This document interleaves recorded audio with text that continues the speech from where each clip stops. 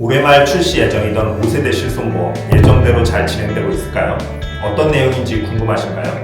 2세대 가입자인 저도 재매입 인센티브가 확정되면 5세대 내용을 확인하고 갈아탈지 생각 중에 있는데요. 최근 보도된 기사를 통해 5세대 실손보험 추진 현황에 대한 모든 것을 빠르게 알려드리겠습니다.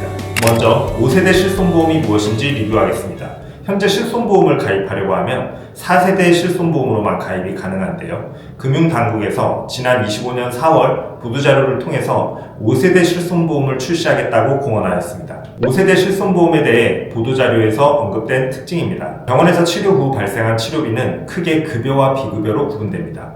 5세대 실손은 급여와 비급여 항목별로 보상의 내용이 크게 달라집니다. 먼저 급여 치료비입니다. 이번은 현재 4세대와 동일하게 치료비의 80%를 보상합니다.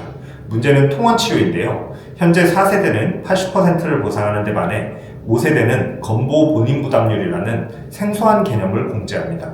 본인부담률은 병원의 크기를 기준으로 정해지는데요. 총 치료비에서 의원 30%, 병원 40%, 종합병원 50% 등으로 본인이 지불하여야 합니다. 실손보험에서도 본인이 직접 결제한 금액에 대해서 해당 비율만큼 차감하고 보상한다는 것이므로 결론적으로 4세대 실비와 비교하여 급여 통원비는 자기 부담률이 높아지는 것으로 이해하시면 됩니다. 다음은 비급여 치료비입니다. 비급여는 중증 비급여와 비중증 비급여로 구분하여 보상한다는 접근 방식입니다. 전에 없던 아예 새로운 개념이기에 생소하실 것입니다. 중증 비급여란 암, 뇌혈관, 심장질환 등과 같이 건강보험 산정 특례 대상이 되는 등 중대한 치료를 의미하고 나머지 치료는 비중증 비급여 치료가 되는 것입니다. 중증 비급여는 현재 4세대와 동일하게 70%를 보상해주는 반면 비중증 비급여 치료는 50%를 보상한다는 점에서 보상의 내용이 떨어지게 됩니다.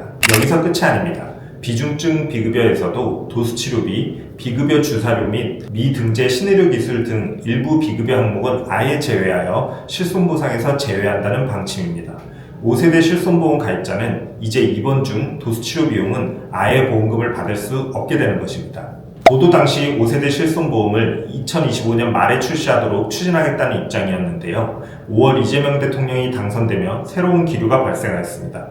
바로 이재명 정부에서는 새로운 5세대 실손보험 대신 보험료 절감을 달성하면서도 불필요한 보장을 선택적으로 제외할 수 있는 옵션을 개발하여 기존 1, 2세대 가입자가 나머지 혜택은 기존의 보험과 동일하게 누릴 수 있도록 추진하겠다는 내용이 있었습니다. 이 부분이 궁금하신 분들은 지난 저희 영상을 참고해주세요. 이런 상황에서 금융당국의 5세대 실손보험 개혁 의지가 희석되는 거 아니냐는 여론이 많았는데요. 최근 보도된 보도자료를 통해 입장을 확인해 보겠습니다. 따끈한 9월 8일자 기사입니다. 금융감독원 수장이 새롭게 바뀌었지만 여전히 5세대 실손보험은 예정대로 올해 말 출시할 수 있도록 추진하겠다는 방침이라고 합니다.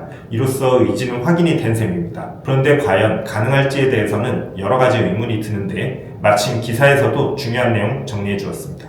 우선 5세대 실손보험은 비급여 치료에 대해서 중증과 비중증 비급여를 구분한다고 밝히고 있으므로 이에 대한 신뢰할 수 있는 기준이 필요합니다. 이와 관련해서는 기사에서도 아직 구분에 대한 기준을 마련할 수 있는 위원회조차 구성되어 있지 않다며 우려를 표하고 있습니다. 정리하자면 금융당국은 9월 현재 시점에도 여전히 5세대 실손보험의 연내 출시에 대한 의지를 강하게 가진 것으로 확인됩니다. 다만 기사에서는 현실적으로 여러가지 제도 정비 등이 기한 내에 가능할지는 의문이라고 보여져 앞으로의 귀추도 주목해야 할 것 같습니다. 5세대 실비 추진 또는 이재명 정부의 새로운 특약 출시 등 소식이 전해지는 대로 발빠른 소식을 원하신다면 좋아요와 구독 부탁드립니다. 감사합니다.